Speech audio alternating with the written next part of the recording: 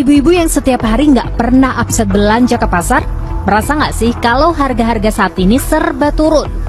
Harga cabai dan bawang misalnya. Seneng? Udah pasti.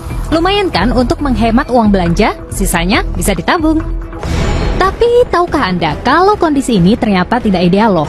Situasi perekonomian Indonesia tengah mengalami deflasi atau penurunan harga barang dan jasa dalam periode tertentu. Sekilas menguntungkan bagi konsumen, namun deflasi mengindikasikan lemahnya geliat ekonomi dan daya beli masyarakat. Apalagi deflasi telah berlangsung selama 5 bulan berturut-turut. Di bulan September, tingkat deflasi kembali memburuk ke 0,12%. Terparah dibanding bulan yang sama dalam 5 tahun terakhir kepemimpinan Presiden Jokowi.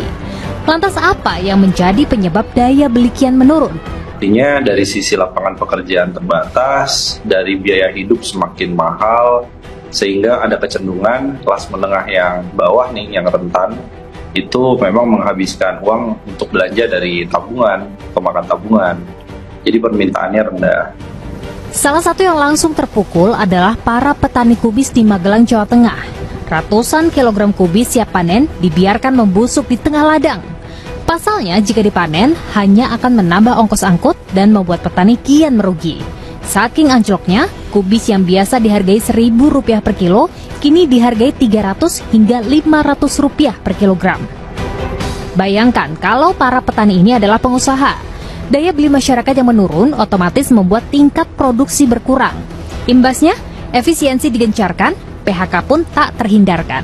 Pemerintah memang tujuannya bukan mencerdaskan anak bangsa. Kenapa? Karena kalau rakyatnya cerdas, nggak bisa ditipu lagi. Bukan saya, Pak. Bukan saya. Ini, Pak, yang komen, tangkap, Pak, tangkap. Supaya saya nggak dibilang memfitnah, ini saya kasih bukti aja. Berita beberapa hari lalu bilang bahwa Indonesia kan lagi deflasi nih.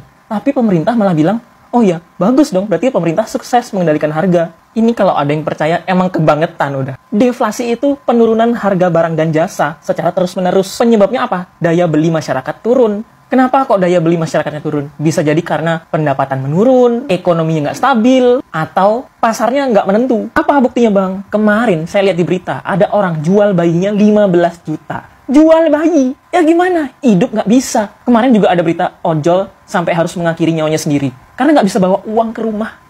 Bayangin, masyarakat bingung, pelaku usaha juga bingung. Nggak ada yang mau beli, profit dari mana? Investasi turun. Pokoknya semua diturunin lah. Apa jadinya kalau pelaku usaha nurunin investasinya? Nggak mau buka pabrik lagi, nggak mau buka toko lagi.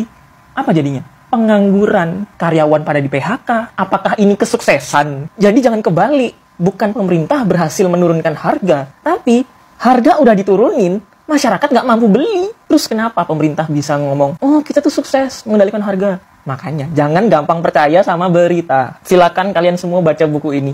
The Road to Serfdom. Di buku ini tuh dijelasin, kalau pemerintah itu tetap sering ngelakuin intervensi terhadap ekonomi lewat berita. Narasinya dibikin-bikin gitu kan. Bener apa enggak? Ambigu. Selalu di tengah. Kalau orang yang kritis, ya udah ngerti. Ini belok nih maksudnya. Tapi kalau orang yang gampang percaya, ya ditelan-telan aja itu berita. Makanya di zaman sekarang, kalian perlu follow influencer-influencer yang bisa ngasih informasi yang jelas, yang bener, yang nggak dimanipulasi.